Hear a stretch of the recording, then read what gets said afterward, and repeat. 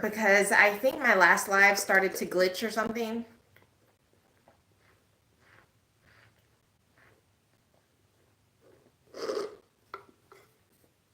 I don't know.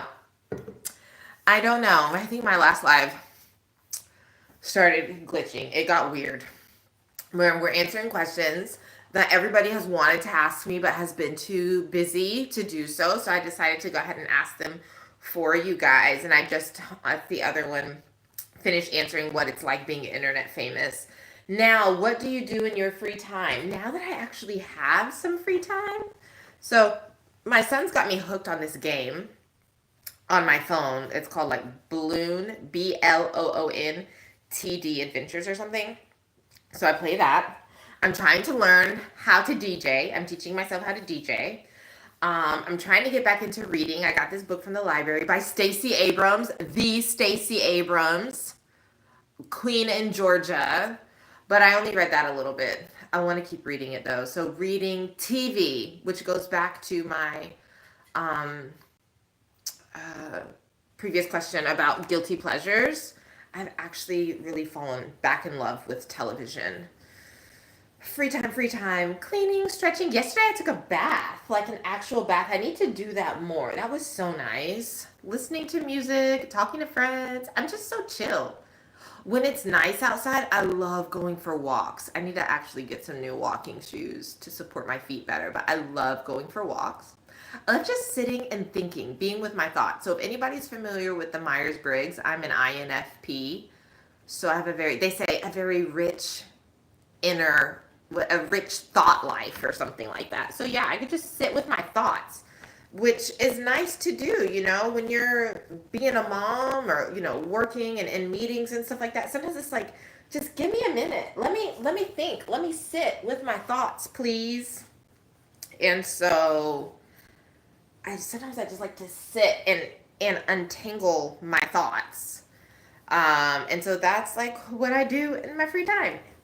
Because I wouldn't say that, cleaning, that's not free time. That's like stuff I have to do. So, yeah. Let's see.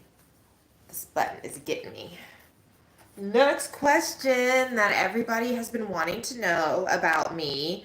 My pet peeve. So I have many pet peeves, but one of my pet peeves is that, and this isn't something from a particular person, this is just with life in general. I wish that there were more gluten free options in the world. What's your DJ name? Better not be DJ Scratch a Lot, DJ Crossfader. That's so funny.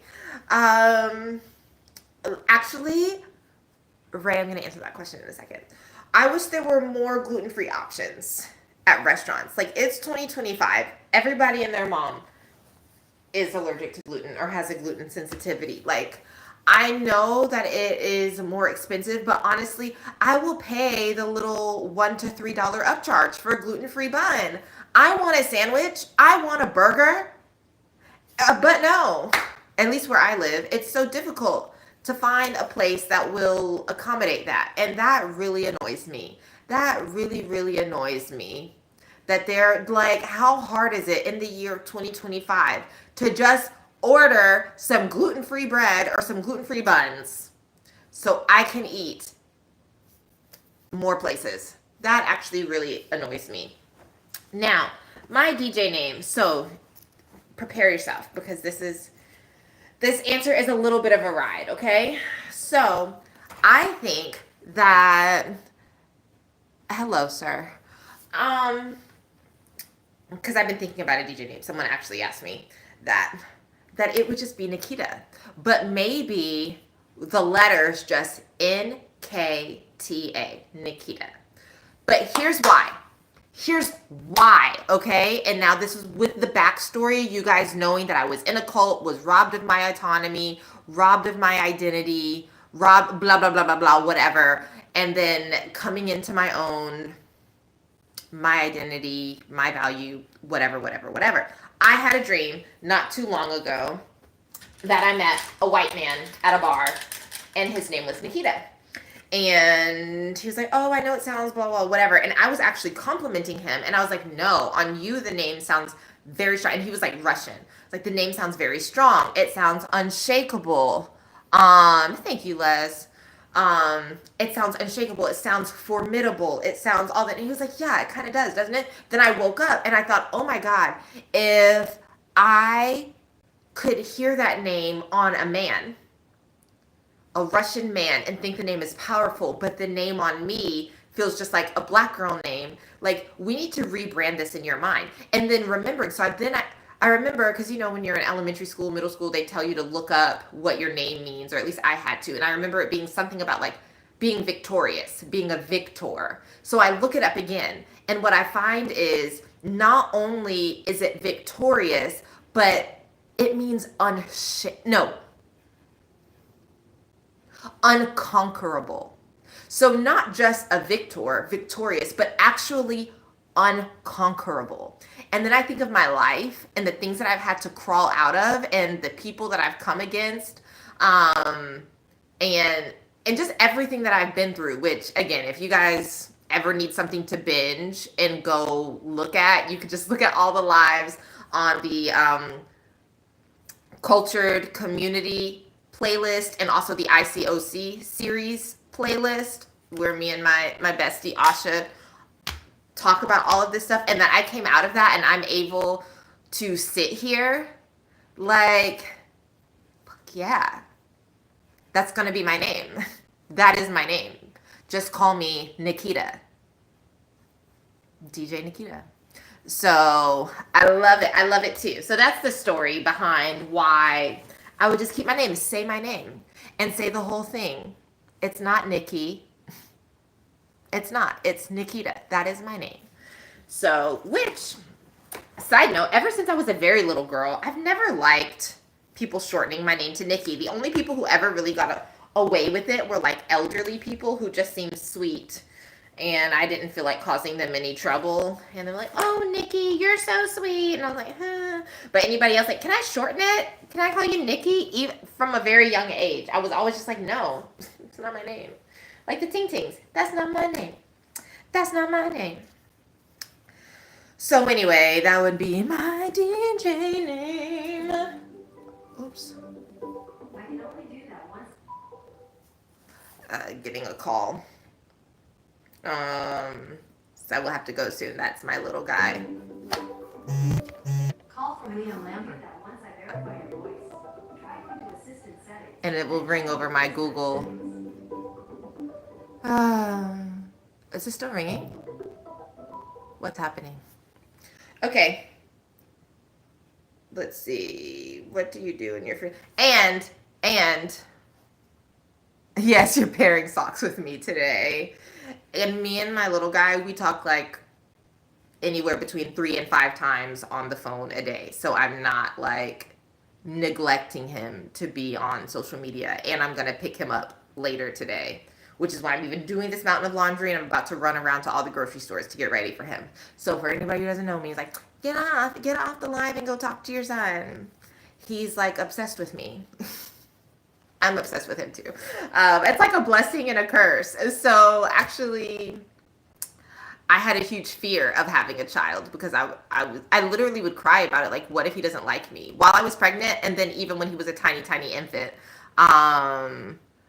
like, what if he doesn't like me? But now it's just the most absurd thing. He's literally obsessed, which is a blessing and a curse. Like, I love it. I love it. I love it. But also like, please give me a moment. Give me a moment. Next pet peeve. Oh, look, this is perfect. My favorite thing about being a mom. I think my favorite thing about being a mom is that I can ensure one child gets the love and attention they deserve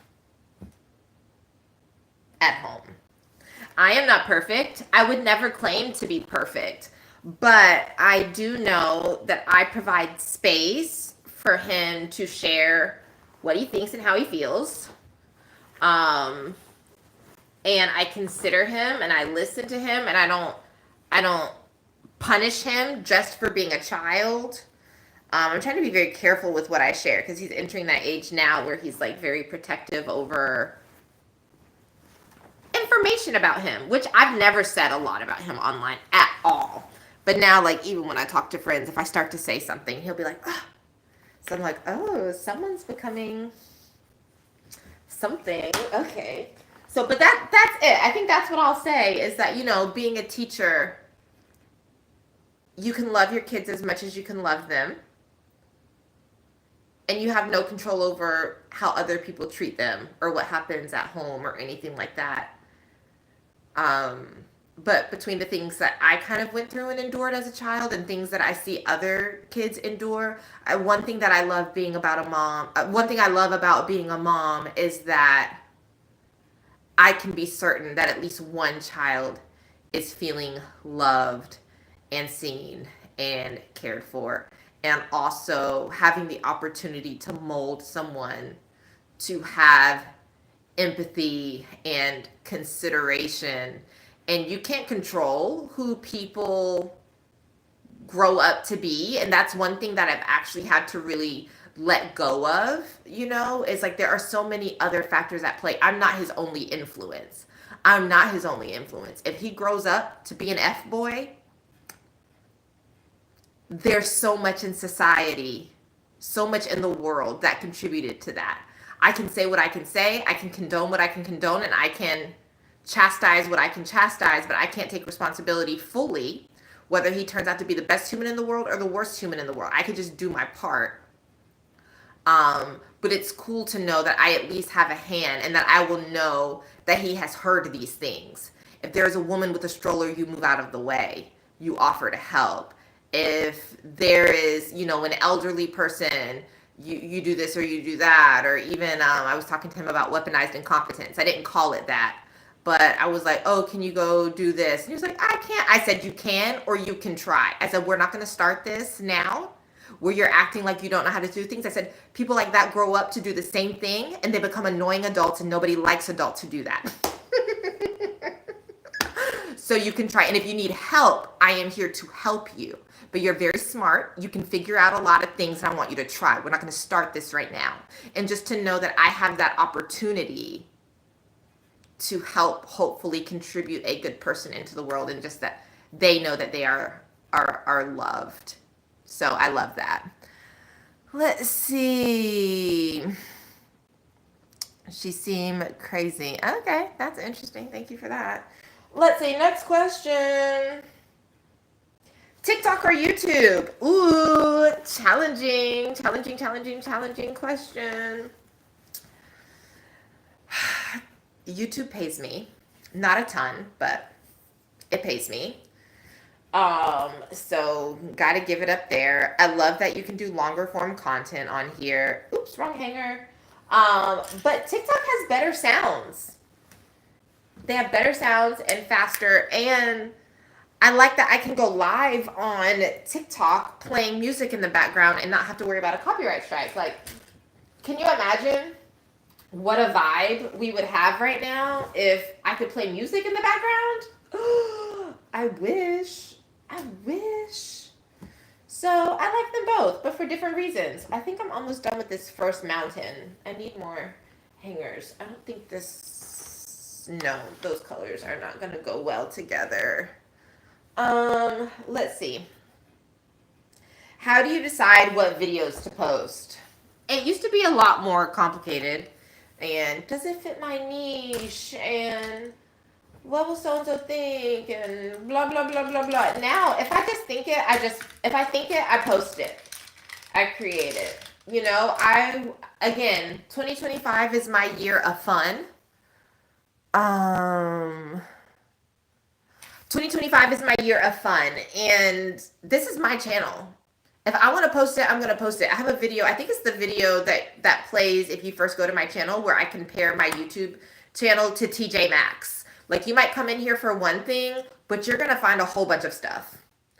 Because I can't keep burdening my friends with all of my random tangents. I'm just going to post them on the internet and see if anybody else would like to listen.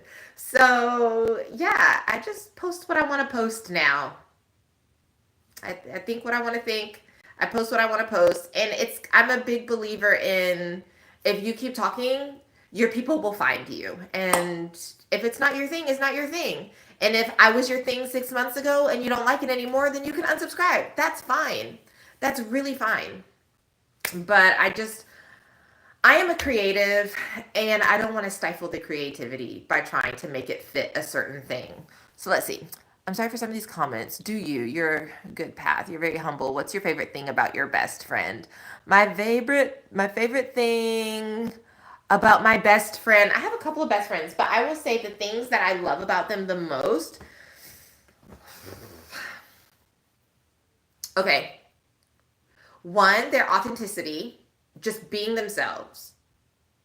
And then allowing me to be able to do the same thing. I don't feel like I have to pretend, and they just accept me, which is really huge for anybody who's ever heard that you're too much or you're a lot. I like that I don't have to make myself smaller. And I love how fiercely protective they are over me. Like that attitude, if you don't like them, I don't like them. Like, what's so difficult about that? I have my back, and I'm going to have your back. Like, we just really are fiercely protective over each other and fiercely supportive over each other. So I like that. Yeah, music would have been nice, especially when we're talking about those tracks back then. Do I ever regret posting something? Not really. Like sometimes a little bit. It might be, it just might feel awkward or new or uncomfortable. But my answer for that is to just keep posting, especially the short form content. Actually, anything. You just keep posting, and honestly, you forget. Hi. You forget that you posted the thing. And so then you just forget. And it's more content that's out there, more opportunities for views, more opportunities for building community. But when you move on to another passion project, another video, every video is like a little baby, a little passion project, an opportunity to create and express your voice in another way. At least for me, it's so fun. They feel like creative projects. And so to get through it, I just keep posting. I just keep posting and let them fall in the arsenal. And that's a beautiful thing actually about YouTube, is because it's much more like a search engine, that something could go viral at any moment or someone can find value in it. Like, how many times have you been looking for a very niche piece of information? Like, has anybody ever answered this question? Has anybody ever had a thought on this thing? Whatever. Does anybody know how to do this one specific thing? And it'll be like this super random video from like 7 years ago, but it's exactly what you needed or what you were hoping for, And so at any time someone could find value in it. And that is a cool thing about YouTube. So do I regret things? Nah. Some things I love a little less, but you just keep posting. Who is your favorite poet? So I also have a poetry playlist, guys. I'm a writer. I have a poetry playlist. And who is my favorite poet? So here's the thing. I don't have one, and I don't think I can have one. Because I'm afraid that I would try to sound too much like them, or write like them, or express like them. Hey, Berkeley. And so, at least for now, while I am rediscovering my voice and my artistic point of view and perspective and things like that, I don't. Thank you. I love them too. Bye, Les. Yes, stay in touch. I'll look for you in the comments. Have a good day. Enjoy your coffee. Thank you, Berkeley. That's kind of you to say. What was I talking about? Oh, poetry. Yeah. So while I'm trying to get in tune with my own creative voice and writing and things like that, I'm just not intaking a lot of poetry because I don't want to feel like, oh, I love how they do that. I want to write like that. I want to do like that. And that's just something that I know about myself. I think it is good. Writers are readers. You want to put art out, you should take some in and see and learn your craft. And I think that's true to an extent, but I also will try to like become that person, which I don't love about me. But I feel like I've seen enough, I've heard enough, I know enough to be able to take that and put it in my brain and put out what I want to put out right now. So I don't have a favorite poet per se right now. There are many that I enjoy, but I couldn't say. Which actor is your favorite James Bond or any Joker from Batman? So I haven't seen, I don't know if I've seen a single James Bond movie. And I think the only Batman I've seen is the one with Heath Ledger. Sorry. Sorry. But Heath Ledger was a great Joker. R.I.P. I don't know if it was just that, kind of took him out, or if it was that with a combination of other things going on in his life, which is unfortunate. Sorry that we lost him right, or like while he was in that space with that role, but yeah, he was really good. I've loved him since 10 Things I Hate About You. And he was a phenomenal Joker, but I'm not familiar. And last question that I have, which will be good, because then I can put all of these away that I've been putting on hangers and folding, and then also call my baby back. What do you want people to say about you at your funeral? Guys, you went really deep with that one. I don't know. But I was reading the obituary of one of my aunts the other week, which sounds random, but I was just trying to get information about some of the women in my family, just to get in touch with my lineage. What kind of blood do I have running through my veins? What did they do? And they were a cool and fierce bunch. And I came across her obituary, which, come to find out, we went to the same college. Crazy, I didn't know that. This is my grandfather's sister. And in her obituary, I've never read an obituary like this. It was so beautiful. It was so long. It was so detailed. It was so colorful. But in the obituary, it said she was a perfect mother. She adopted 2 kids and raised them on her own. Talk about an icon. But it said she was a perfect mother. And that took me out. And I know no one is perfect, but I think that, Eric, you're back talking about my fingers. They're down here, my friend. What is wrong with you?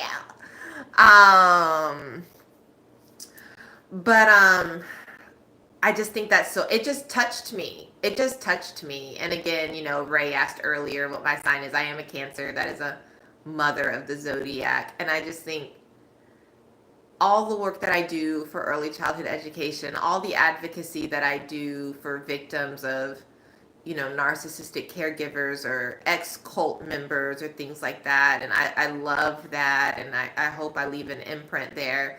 But just when I am gone, for my son or anybody who watched me interact with him, to be able to say she was a perfect mother. Like,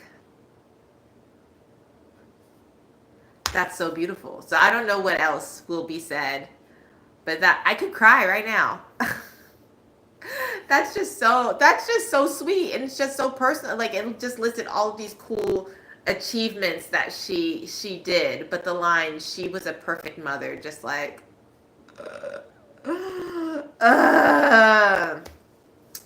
So anyways, guys, thanks so much for spending time with me this morning. There's part 1 to this live stream that I think is uploading to my channel now, Laundry and Laughs. And if you haven't already, please subscribe. I would love to stay in touch. Love to see you around. Please don't be a stranger. Leave your comments here, there. And we'll keep in touch. And as always, stay safe and stay free, because every single day is a good day to not be in a cult. Have a great day.